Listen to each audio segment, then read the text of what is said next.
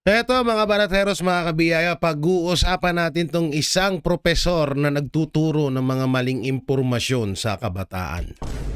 Isa po itong teacher, isa po itong propesor sa isang sikat na paaralan sa bansang Pilipinas na nagpapakalat ng fake news at kung ano-anong impormasyon. Ang nakakabahala ho dito mga banateros, mga kabiyaya. Siya po ay dating supporters ni Pangulong Duterte na ngayon ay bumaliktad na rin. At alam niyo yun, yung tipong pagkabaliktad niya, yun pala ay ang dahilan pala nun ay may hindi siya nakuha. May mga bagay na gusto siyang kunin at mangyari na hinihingi niya kay Pangulong Duterte na hindi naibigay sa kanya. Kaya siya naguhurmentado ngayon. At ayan yung ipapakita ko sa inyo, no? Ang nakakatakot ko kasi dito mga banateros, itong professor na to na imbis na maging neutral sa nangyayaring issue sa bansang Pilipinas para alam niyo yun, para maituro sa mga kabataan yung magandang impormasyon at hindi ka dapat nagpi-fake news. So isa po itong professor sa isang sikat na paaralan sa bansang Pilipinas na naghihikayat ng maling impormasyon laban sa mga Duterte. At may mga ipapanood po tayong video at picture na kung saan itong si Professor Antonio Contreras ay isang fake news peddler. Ayan yung pag-uusapan natin ngayon. At dito nalaman ko, alagad pala to ni Risa Alnivirus Sabi ko, hindi na hindi na bago to. Na dating galit na galit din to galit na galit kay Leni Robredo. Pero sa panahon ngayon, isa na sa kinakampihan niya si Leni Robredo. Etong professor na Baklushi ay isa sa mga pasimuno ng fake news peddler dito sa bansang Pilipinas. Alam ko kilala niyo to na dito tayo magsimula sa ayan. Ang post niya kasi dito doon sa mga nagsasabing walang pang nakukulong na kurap. Ano ang tawag niyo kay Digong? Nagbabakasyon. Yan ang sabi niya. So dito una fake news agad po itong sinabi niya na to. Kasi una wala naman pong kaso si Pangulong Duterte na hindi naman ho siya nakulong dahil sa kasong corruption. At sa totoo lang hanggang ngayon, yung ibinibintang na AJK, yung nangyaring war on drug nung panahon niya, ay wala ding maipakitang sapat na ebidensya mapatungkol doon. So dito isang malaking fake news po ito na pinapamukha niya sa mga kabataan na tinuturuan niya na etong si Pangulong Duterte ay nakulong dahil sa korupsyon. Kagaya ng nangyayaring issue ngayon sa flood control scam. Ang nakakabahala kasi dito bilang isa kang professor ng kilalang universidad, hindi ko na lang sasabihin kung saan yon. Ang pangit lang nito na bakit hinahayaan ito ng gobyerno na magturo itong tao na to ng mga kamalian sa mga kabataan. Yan po yung mahirap dito. Na dapat hindi ito tinotolerate at hindi ito binibigyan ng lisensya na para makapagturo sa mga kabataan na pagturuin itong professor na to. Una-una po ang karunungan o tinatawag na dunong na maihahatid mo sa mga kabataan, dapat hindi ka bumabase sa iisang basihan lamang. So sa madaling salita, dapat ikaw bilang isang professor na alam mong maraming nakikinig sa iyo at ikaw ay nagtuturo ng kabutihan sa iyong mga estudyante, dapat magiging dapat maging neutral ka lang. Hindi ka magiging one-sided. Eto kasing si Professor Antonio Contreras ay nagiging one-sided ngayon at ang nakakabahala dito ay paanuhan siya, tularan siya ng mga kabataan. Dahil una-una professor nga siya at kung ano-ano yung mga ka-fake news na sinasabi niya. Dito, isang napakalaking fake news po nito. Dahil hindi naman po nakulong or hindi naman po talagang nakulong si Pangulong Duterte dahil may sala siya. Nakulong si Pangulong Duterte dahil kinidnap siya ng Administrasyong Marcos at ibinigay sa ICC. Yun po yung totoo dun. So, isang ka-fake newsan mo yun. No, hindi siya nakakulong dahil sa korupsyon. Yan pang pangalawang ka-fake newsan mo. Walang kahit busisiin mo ang korte, siguro mas papaniwalaan nyo yung korte kaysa sa katulad mo na professor. 'Di ba? Sino ka ba naman? Mas mataas pa ang tingin mo kaysa sa Supreme Court. Kahit tignan niyo yung Supreme Court, wala pong kaso si Pangulong Duterte na corruption. Maaari si Martin Romualdez, Marcos Jr., meron sila. Pero si Pangulong Duterte, wala. Puro hearsay lang, puro sabi-sabi ang naririnig lang. Ang tanong dito, bilang isa kang professor na may mataas na pinag-aralan, babasi ka lang ba sa isang salita lamang? Ikaw ay babasi ba sa isang sabi-sabi at chismis lamang? Depende yun.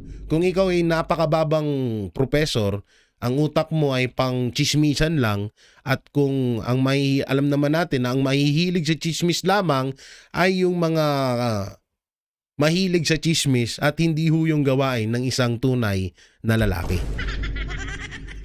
Hindi ko po nilalait yung gender niya, ha. Pero yun, ulitin ko sa inyo, bakla lamang po ang naniniwala sa chismis. No? Ang pangit kasi dito, professor ka eh. Alam nyo ako po, sobrang taas po ng tingin ko sa mga professor sa bansang Pilipinas. Na nagugulat lang ako na may mga lumalabas na mga professor kagaya ho nito ni Antonio Contreras na naghahatid po ng ka-fake newsan sa mga kabataan.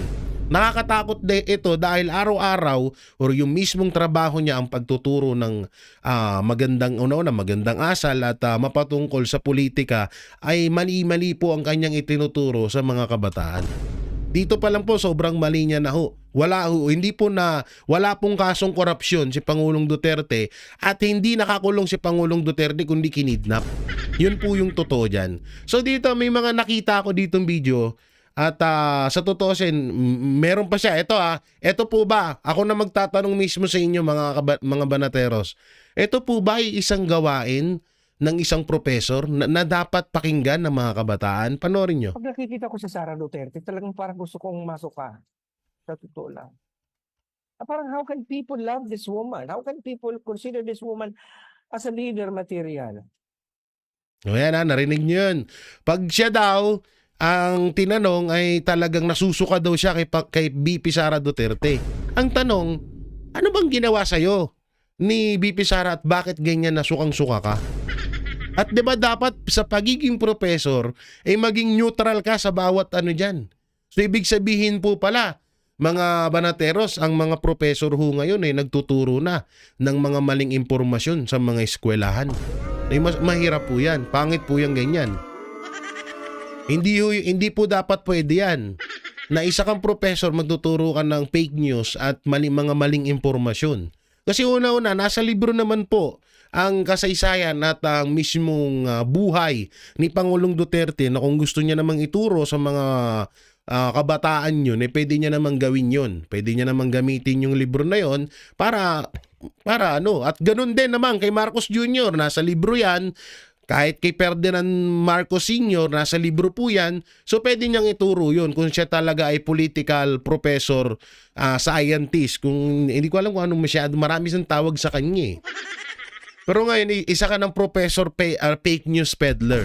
Ayan ang matatawag ko sa iyo ngayon. Dito sa sinabi niya na to na diring-diri siya kay BP Sara, hindi po ito gawain ng isang professor. Nakakababaw po kasi una-una, katulad na lang po, halimbawa lamang po ni Claire Castro.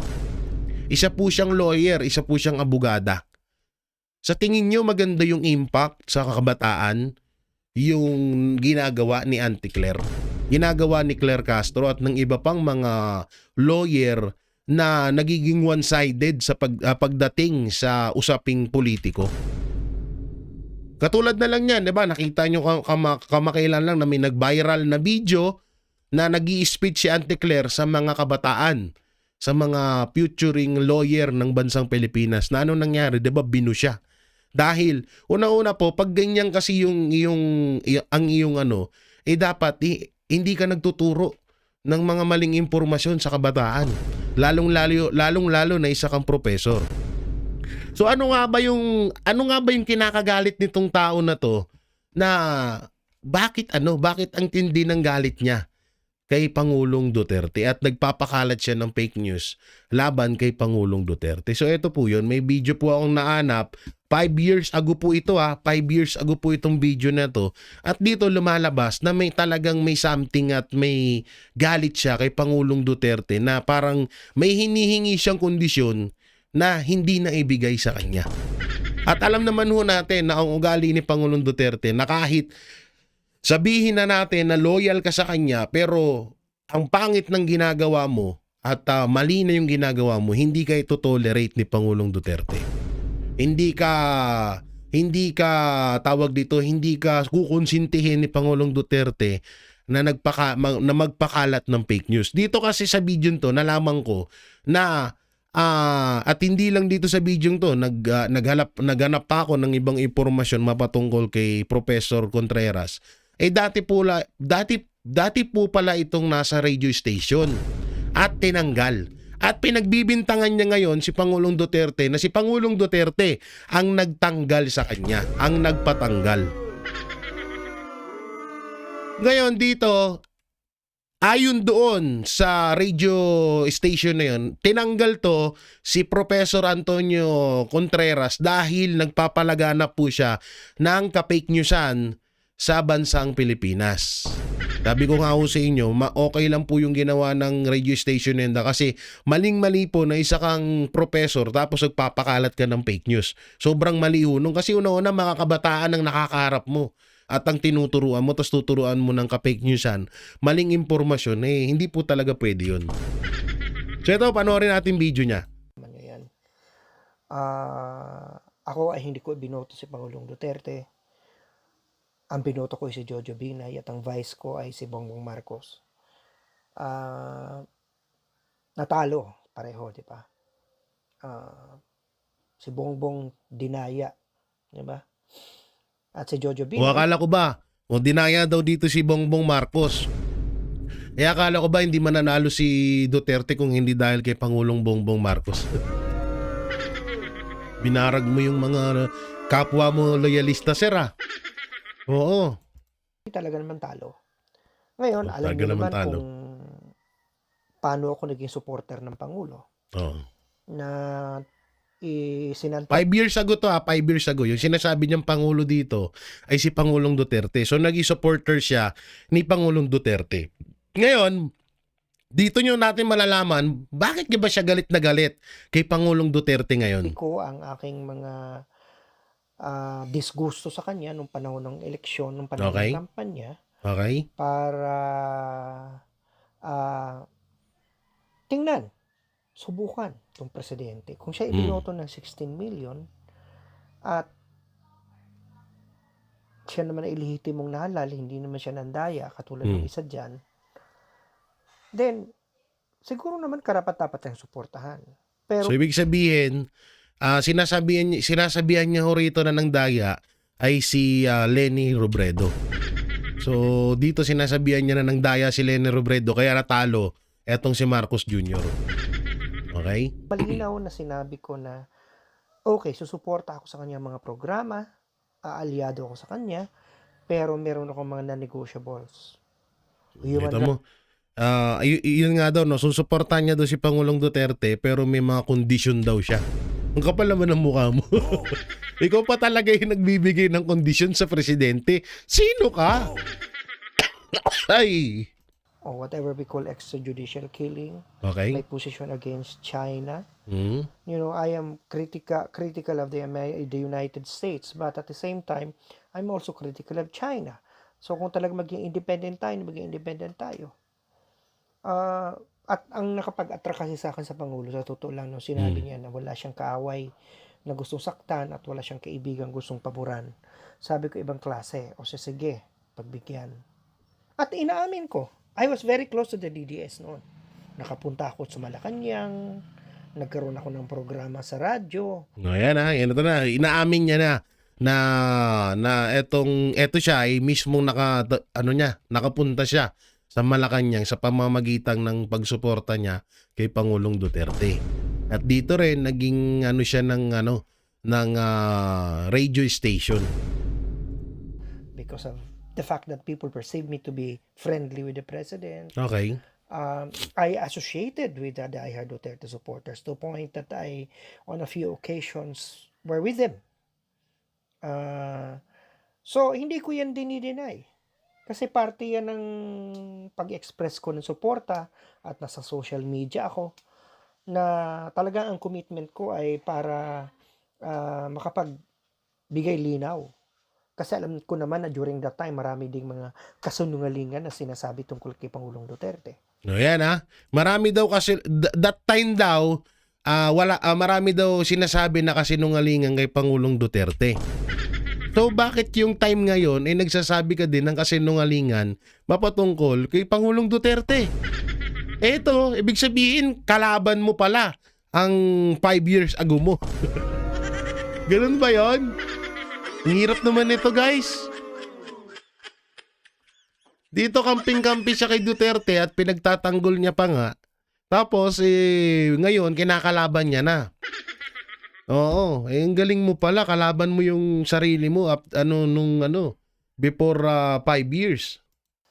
Binigyan ako ng programa binigyan ako ng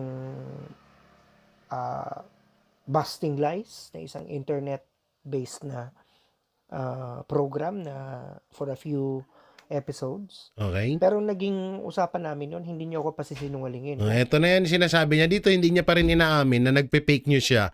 Kaya siya natanggal doon sa doon sa tawag na yun, doon sa news na yan. Hindi ko alam pero hanapin ko. Ang pagkakaalam ko kasi is ito na, Global Territory. Wait lang ha. Asan yan? Nakalimutan ko yung pangalan nung sinanuhan niya dati na pero mamaya sige pakita ko na lang mamaya sa inyo. Play muna natin to. Wala yun totoo. At alam naman natin kung ano nangyari sa akin, di ba? Siguro, nakita nila na hindi naman ako talaga sincere daw. Sa totoo naman, tama naman talaga sila doon. Hindi ako totally all at up para kay Pangulong Duterte. In fact, during some of our discussions, they know that I am in disagreement with some of the policies of the president. So maybe that's the reason why they wanted me out. So they went into machinations, 'di ba? Alam naman natin. So natanggal ka doon, ngayon si Pangulong Duterte ang sinisisi mo. Pero ayon kasi doon sa inanuhan kasi nitong taong to, kaya to tinanggal doon sa hindi ko alam radio station mo or anong programa 'yon. Puro nga kasi ka-fake newsan ang ibinabalita or mga sinasabi nitong taong to. Katulad na nga lang niyan, katulad nung pinakita natin sa kanya na katulad nito, eto malaking fake news po ito dahil hindi naman po nakulong si Pangulong Duterte sa kasong corruption. At hindi naman kinulong si Pangulong Duterte kundi kinidnap siya. No? So doon pa lang talagang dito, kung pagbabasihan natin yung opinion niya nitong 2025 at 5 years ago, ng mga sinabi niya, talagang lumalabas dito na kaya siya nagagalit kay Pangulong Duterte, pinagbibintangan niya ito na si Pangulong Duterte ang dahilan bakit siya natanggal sa kung ano man yung sinasabi niyang posisyon na narating niya. No? So ang pangit kasi dito bilang professor ka tapos nagpapahatid ka ng fake news talagang kahit naman din sino tatanggalin ka niyan. Meron akong isang social media vlogger na ako pa ngayon nagsabi sa management ng Karambola na imbitahan natin yan kasi mukhang magaling. At nung umupo na siya doon, hindi ko alam meron na palang mga galawan na unti-unti ako ini-ease out na. Ginawan pa ng issue na si Leni Robredo na nagpatanggal sa akin. Yan So dito daw sinasabi si Leni Robredo nagpatanggal sa kanya. Pero pinipilit niya na ipalabas na si Pangulong Duterte ang nagpatanggal sa kanya. So sa madaling salita, may talaga to, may kinikim-kim or hindi kinikim-kim, may talaga siya, may galit talaga siya kay Pangulong Duterte. Biruin mo, sinabi na na si Leni Robredo nagpatanggal sa'yo. Pero sa sarili mo, pinipilit mong si Pangulong Duterte. Bakit? 'Di ba? Tsaka eto lang, anong mapapala sa'yo ni Pangulong Duterte? Sino ka ba? Yun lang eh. Una-una, sa totoo lang ha, kasi iilan lang, bilang lang sa daliri natin talaga mapanggang ngayon. Yung matatawag nating mga political famous people sa bansang Pilipinas. Siyempre, nandyan na ang isang pangalan na si Banat Bay. Pangalawa, Mocha Uson. 'Di ba? At sino pa bang mga kilalang mga siyempre, halos naman din halos kilalang mga political person na nagbibigay ng komento na mga kilala, halos nasa panig din ng halos sumusuporta kay Pangulong Duterte at hindi sila katulad ng mga na bias kung magbigay ng opinyon sa nangyayaring issue sa bansang Pilipinas ngayon. Eto, ngayon ko lang siya nakilala eh. Ngayon ko lang talaga narinig. Nakita ko yung post niya at sabi ko, professor ka. Bakit ganito ka Bakit ganito ka magpalaganap? Nagpapalaganap ka ng fake news. At marami pa siyang ka-fake newsan, mamaya papakita ko sa inyo. Marami pa to. Ayoko sana pag-usapan to, pero alam naman natin na si Jojo Robles, malaki din ang utang na loob ko doon kasi siya nga nagdala sa akin sa radyo. Sa radyo Pero nga. marami din ginawa kasi si Jojo, kung nasa naman siya, pasensya na. Marami din kasi siyang ginawa sa akin. Jojo na hindi ko gusto. Robles. Katulad nung unang-una, hindi tama yung sinabi sa akin na si Leni Robredo nagpatanggal sa akin sa estasyon. Samantalang nalaman ko later na hindi. Na talagang pinaproject na pala ako. Kaya pala ramdam ko, ako naman si tanga. Kasi alam mo ako, parang sa akin So eto nakita ko, siya Antonio Contreras operated on radio program including at times on DCBB, Super Radio and DCRH. Una, paano magpapatanggal sa'yo? Paano ka tatanggalin ni Pangulong Duterte dito sa na to? DCBB. Paano ka tatanggalin dito? To? Wait lang, basahin natin ha. DCBB Super Radio is being featured as political analyst on this station which can be streamed via website. GMAnetwork.com radio stream. So ibig sabihin nitong sa pala to sa tawag dito. GMA pala. Oo. So tingnan natin ang record niya rito. Naku po, mukhang may mabubunyag ka na record, Antonio Contreras DCRH. DCRH issue. Oo, tingnan natin DCRH. Ito. Wait lang guys May nakita lang kasi ako na medyo hindi maipaliwanag Always bless and protect VP Leni. Katunying of DCRH and Antonio Trenre of the Manila Times are two the most biased media personality. Paktay tayo dyan. Ito, papakita ko sa inyo Oo. Etong etong kalokohan pala talaga. Bias pala talaga siya. So talagang hindi ka magtatagal sa isang kapag kapag may screenshot natin to. Ito, ayan Okay. Asan na yung na to, capture. Okay. Ito, pakita ko sa inyo. Pakita ko sa inyo yung Okay, DCA Arch. Ayos Asan na yan? Maganda yung capture na yan Tingnan natin.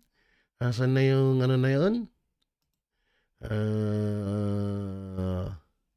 Eto ba? Andito ba? Wait lang Tangina. Ano pala to? Bias, oo, simulat sa pool pala talaga.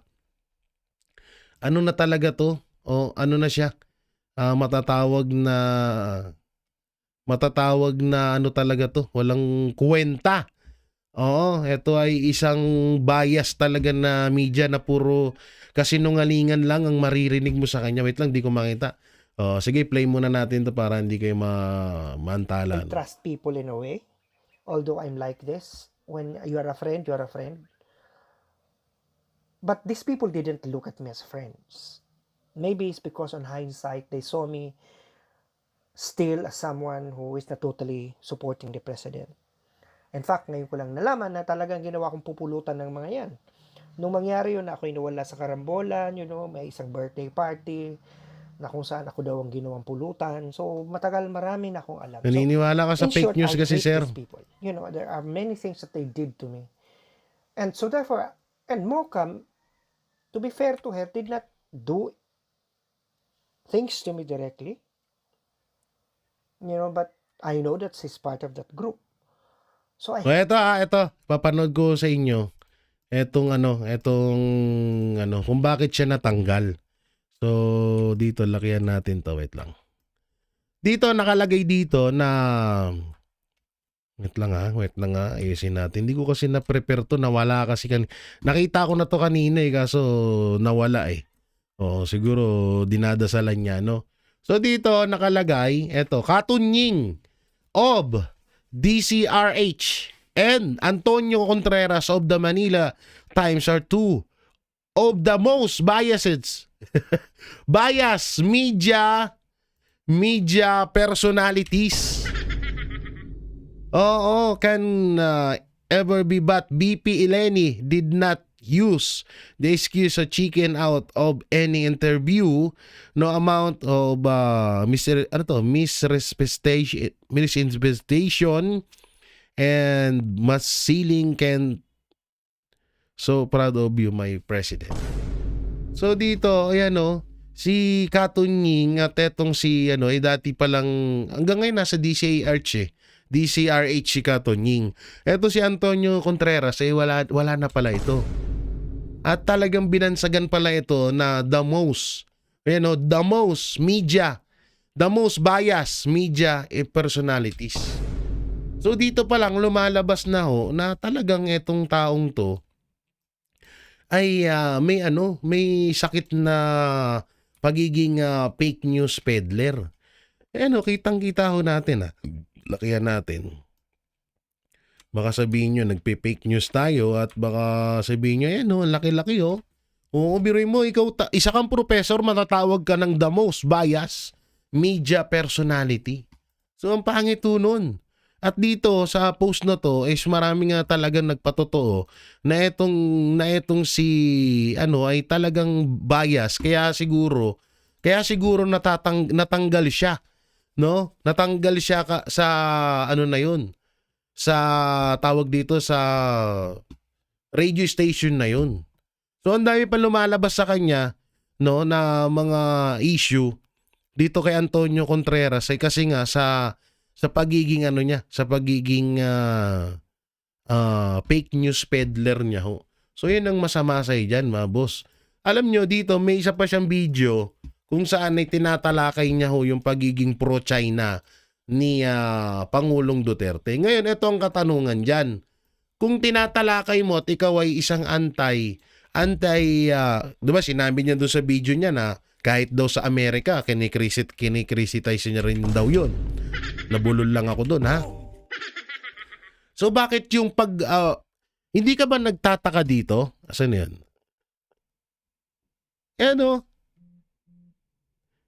Yung ng zero tariff sa Pilipinas, hindi ka nagtataka dito, Sir Professor, na bakit sa lahat ng maraming bansa sa Asia ang ginawang zero tariff ni Donald Trump, pagdating sa Pilipinas ay ang laki ng tariff natin.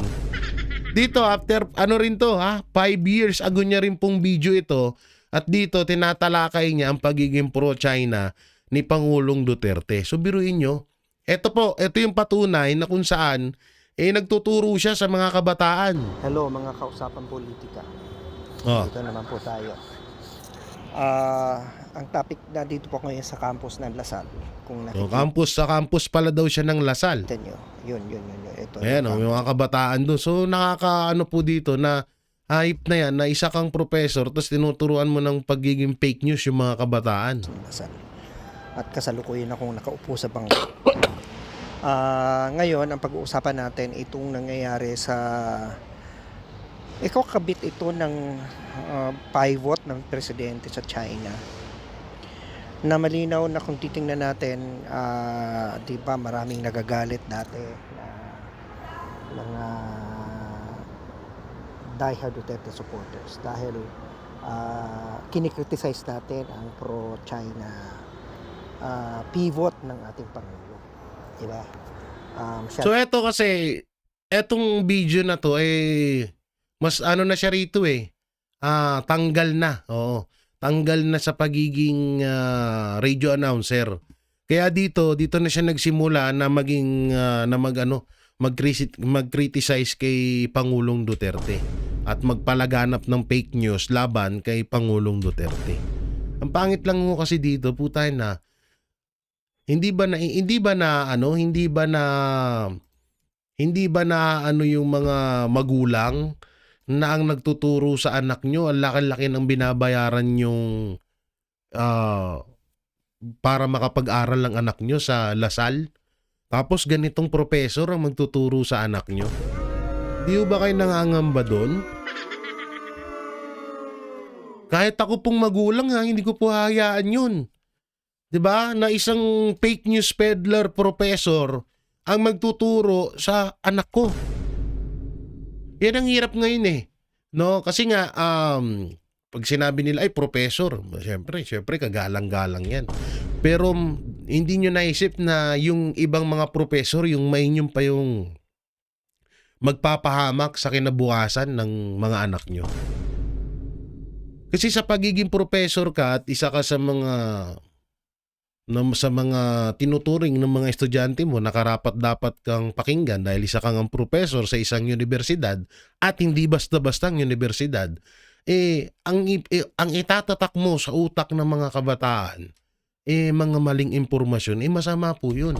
Bakit po tinotolerate at bakit pinapayagan ng Lasal University na magkaroon sila ng isang professor na nagtuturo ng maling katuruan sa mga kabataan, sa mga estudyante? Bakit po ganun? Ewan ko na lang po kasi 5 years ago na to Hindi ko na lang alam kung siya hanggang ngayon nagtuturo pa rin siya. Dapat po una-una at hindi ko rin po alam kung nasa Lasal pa rin po siya Pero kung sakali manghung ganun, maling-mali ho ito. Na impluwensyahan mo yung mga kabataan sa maling impormasyon, 'di ba? Ang pangit ho nun. Kaya sa totoo lang, ang dami hong ngayon Parami na ng parami ang mga kabataan na bumabagsak sa mga test, sa mga kinukuha nilang mga exam, bar exam. Dahil nga po, unang-una, yung mga itinuturo din ng ibang mga professor kagaya nito ni Contreras ay mali-mali. At kadalasan po, hinihimok pa po ng, hindi ko na lang sasabihin kung sino mga professor yon, pero may mga professor po na hinihimok ang mga kabataan na para maging NPA or maging makakaliwa.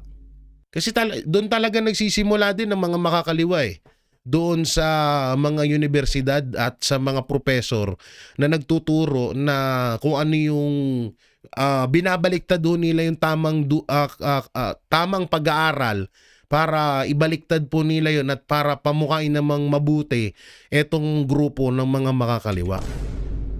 Yung masama ho dito, dapat tinatanggalan ito. Sa ngayon, alam naman natin na hindi matatanggalan ng hindi to mapapanagot or hindi to mapapa-stop sa kanyang pagtuturo sa mga kabataan kasi alam naman natin na sumusuporta siya kay Pangulong Bongbong Marcos. At alam naman din natin na kapag sumusuporta ka kay Pangulong Bongbong Marcos at isa kang anti-Duterte, talagang maraming opportunity at yung mga hindi mo kayang gawin, yung baluktot na ginagawa mo, kayang-kaya mong ituwid yan dahil suportado ka ni Pangulong Duterte. Kaya naman ang nakikita natin ngayon at obvious na obvious naman Dito, tangina, nakakatakot to sa ganitong pamamaraan ng isang tinatawag na professor na alam mo yun, na na bakit ganyan ka, no? Na bakit ganyan yung ano mo, na ganyan yung itinuturo mo sa tao. Eto pa pala, meron pala ditong isang video na showbiz ano to. Robredo declining DCARH interview needs context. So marami pala ditong naging ano. Baka kabilang dito etong si Antonio Contreras, baka ito yung dahilan no bakit pagkatanggal niya sa pagiging radio ano. So matagal na rin pala itong ano, bias sa media ano. At doon pa lang 'di ba? Dapat hindi niyo na hinahayaan tong tao na to na makapagturo or makapagbigay ng opinion sa sa kabataan dahil nabansagan na to na bias media ano, the most bias media media influencer. So sa mga 5 years ago niya, ang dami niyang pinapakalat ng mga ano talaga ng mga fake news, ka-fake newsan. O laban dito. So meron pa dito na ano, meron pa ditong isang video na tatalakayin natin. Eto para panood ko sa inyo. Alam niyo, iisa-isahin natin yung kalokohan nitong taong to. Kasi nga para malaman nyo kung paano siya mag-fake news. Dito panoorin natin to. Magandang araw po sa ating lahat. Ito po si Professor Tonton Contreras. Kasama nyo na naman ngayon dito sa usapang FB Live na recorded. Alam nyo naman siguro na hindi po ako pwede ngayon mag-FB Live kasi ako po ay nabartolina ng Facebook. May nag-report po sa akin. Kaya ako po ay ngayon ay... paano hindi ka mare-report fake news ka nga? Yun yung malimit i-reduce lang o isasampo kong kasong libel. Baka daw ako nagbibiro lang doon, hindi po, totoo po yun. Kasi nasukdulan na, naabot na po sa sagad yung aking pasensya doon sa mga naninira sa akin. Ako po naman ay welcome sa akin, ay criticize niyo ako, pero mag-usap tayo tungkol sa issue. Pero yung ako ay yung pagkatao ko, yung pamilya ko ang inyo nang sirain, ibang usapan na yun. Ganun din ginagawa mo ngayon eh. Wala na ba yung kapatawaran, maliban lang kung humingi kayo ng pamanhin sa publiko. Marami na po na nagpapaabot ng kanilang pamanhin at in fact, maganda itong nangyayari kasi nagkakameron ako opportunity na ipaliwanag din sa kanila bakit ko nasasabi to, bakit kayo galit sa akin, pero ito naman nasagot ko dyan and naliliwanagan sila. Maganda yung nangyayaring exchange kasi ang ibig sabihin yan, meeting. Yun naman dapat ang nangyayari kasi I think all this hate. Iyakin din pala to, no? Nagkakaso pag ano, nasupalpal na siya. Akala nila galit lang ako kay Lenny. Akala nila petty lang yan. Akala nila issue na hindi ko maipaliwanag. Pero kapag naipapaliwanag naman natin, nagkakaayusan man kami. So anyway, hindi yan ang pag-uusapan natin. Siguro sa ibang panahon, pagtutukan nila natin ng pansin itong mga kandidato.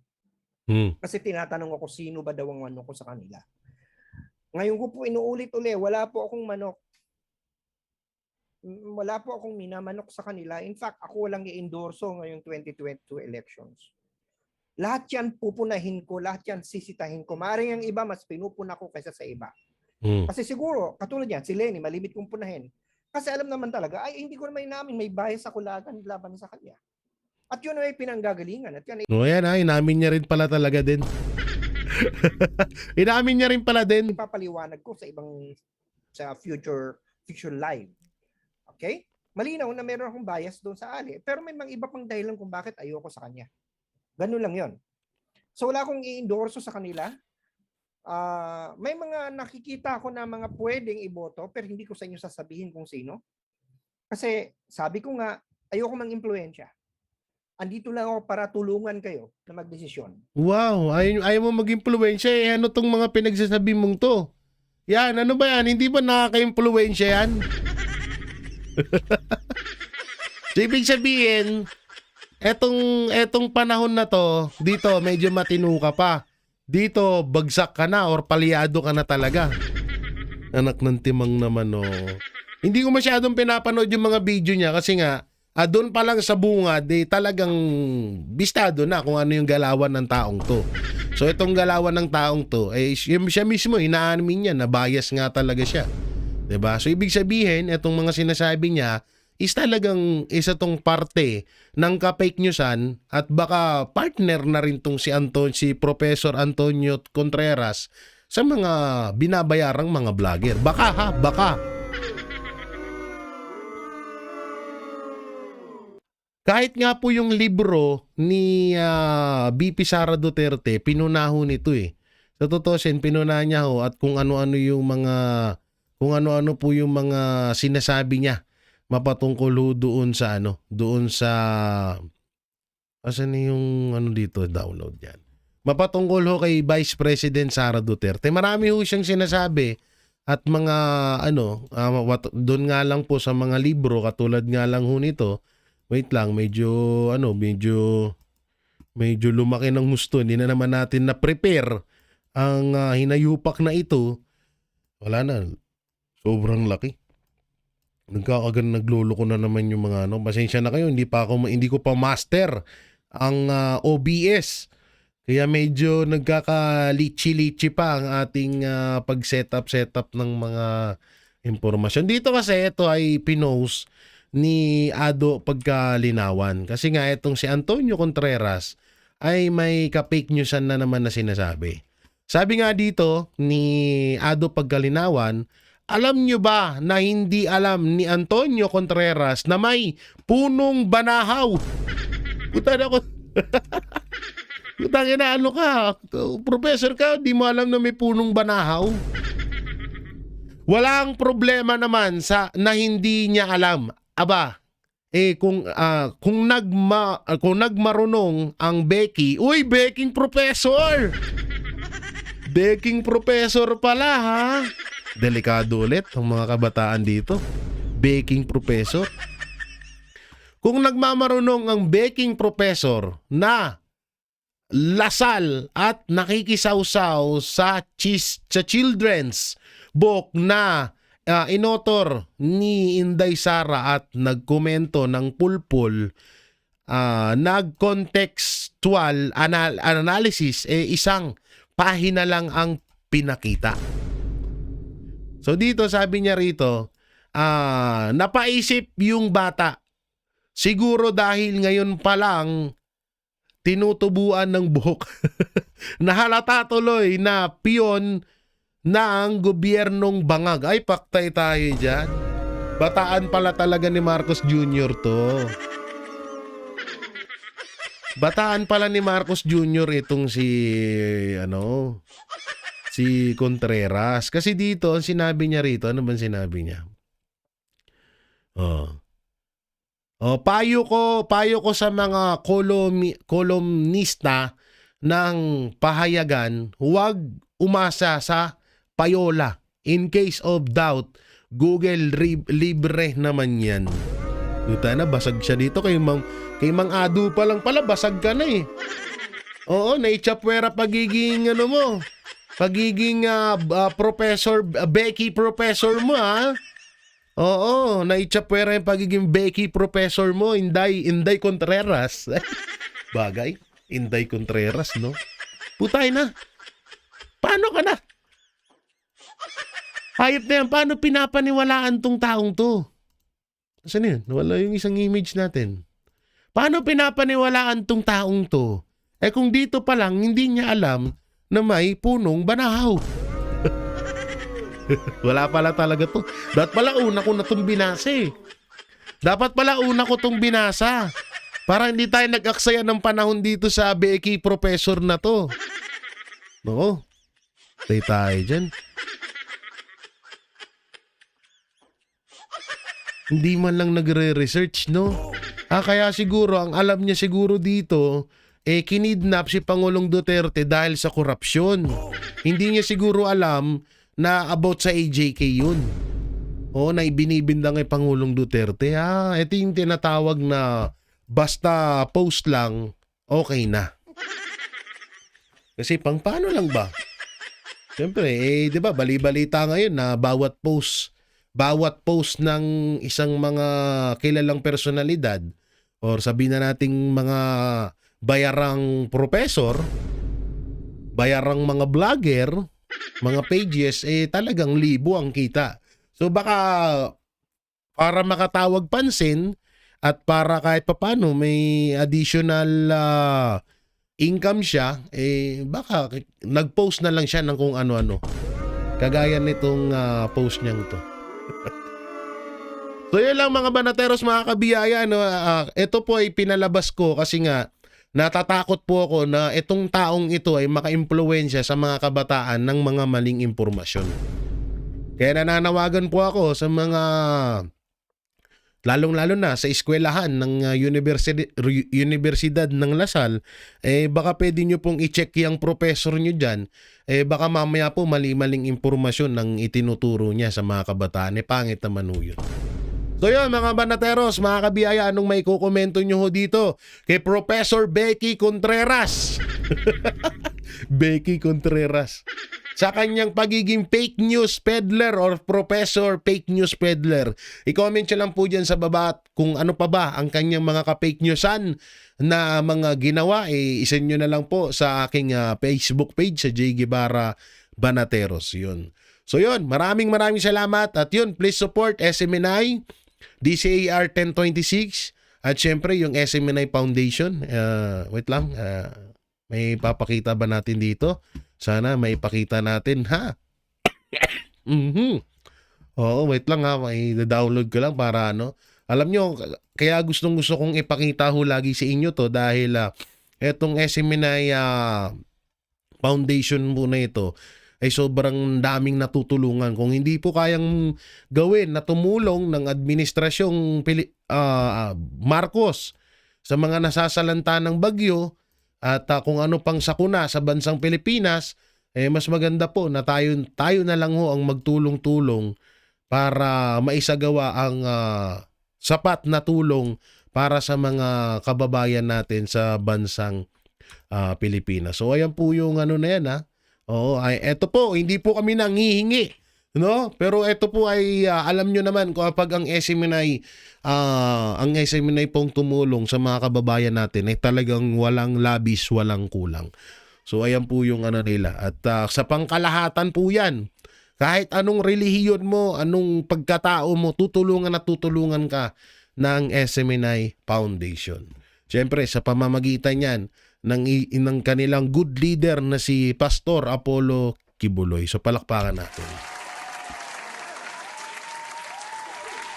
So kung ano man po ang inyong mga komento, i-comment nyo lang po dyan sa baba at pakidamay na rin po sa suporta ang aking mga kapatid, kaibigan sa Banateros Brothers na sila Banat Bay, Coach Sholi, Boss Dada, Master Jidea, Sir Jack and Paring RJ. Ayan, pakidamay na rin po at shout out sa mga tropa pits natin na sila Donmar TV at PH Update. So yun, maraming salamat. Ingat po kayo palagi. God bless and peace and bye-bye. Walang inuurungan. Pag tama palakpakan, pag mali ay babanatan. Yan ang Banateros, boses ng ordinaryong Pilipino. Banateros ay walang makakaawa.